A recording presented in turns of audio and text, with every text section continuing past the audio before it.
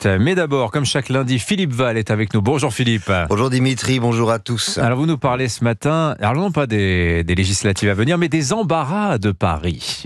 Oui, et j'ai relu avec plaisir les embarras de Paris, précisément, que Boileau décrivait au XVIIe siècle. Et j'ai retenu ces vers célèbres. Mais si, seul dans mon lit, je peste avec raison, c'est encore 20 fois pire en quittant la maison. Et s'ensuit une description du Capharnaüm qui règne dans les rues de Paris, et je suis désolé pour Boileau, mais c'est très petit bras.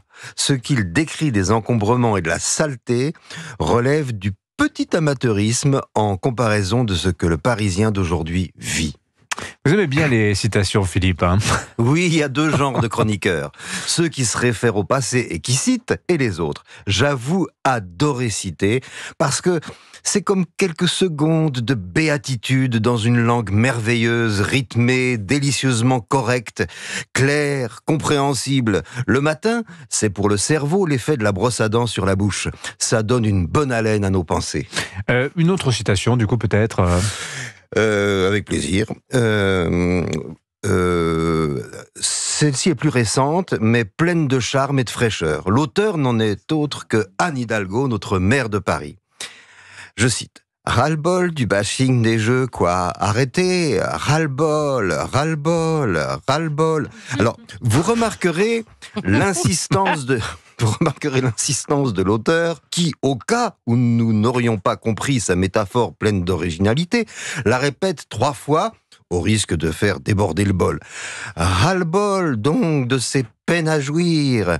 Alors, peine à jouir, c'est une autre trouvaille métaphorique qui classe l'auteur dans la famille des esthètes et des stylistes.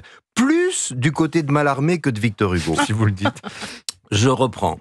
Ras-le-bol des peines à jouir qui ne veulent pas qu'on célèbre quelque chose ensemble. Alors là, soudain, ce regret poignant, aucun doute possible, c'est une paraphrase transparente des vers de Mallarmé.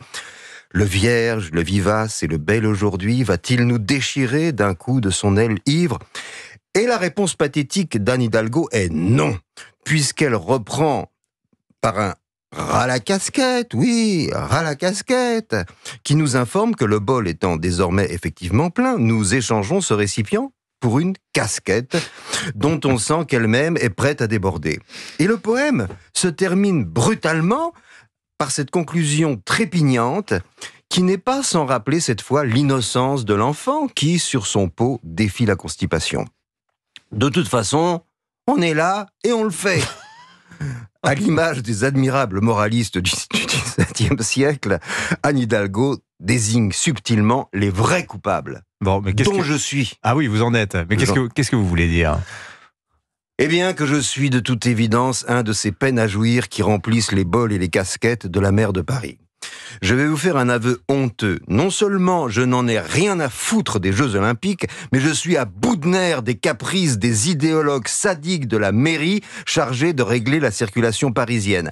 La question se pose. Comment une demi-douzaine de petits marquis peut-elle pourrir l'existence de toute la population d'Île-de-France ? Impôt foncier augmenté de 100%, 7500 travaux en cours, dont une bonne partie consiste à refaire en plus large des pistes cyclables réalisées 2 ans avant.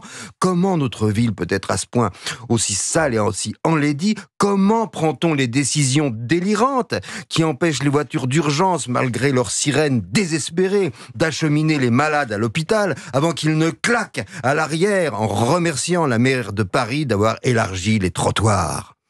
Et nous, qui nous sommes convertis au vélo, sachez que les entreprises employées par la mairie, si elles savent creuser des trous, ne savent pas les reboucher. Partout où hier il y avait un trou, aujourd'hui il y a une bosse. Les rues de Paris, par ailleurs pleines de trous, sont également un incessant et douloureux tape-cul, ce qui explique peut-être que les Parisiens soient devenus des peines à jouir. Votre conclusion, Philippe ? Eh bien que la maire de Paris évite de nous piquer cette expression. En avoir ras-le-bol, c'est tout ce qui nous reste. Signature Europe 1, Philippe Val. Merci beaucoup, Philippe.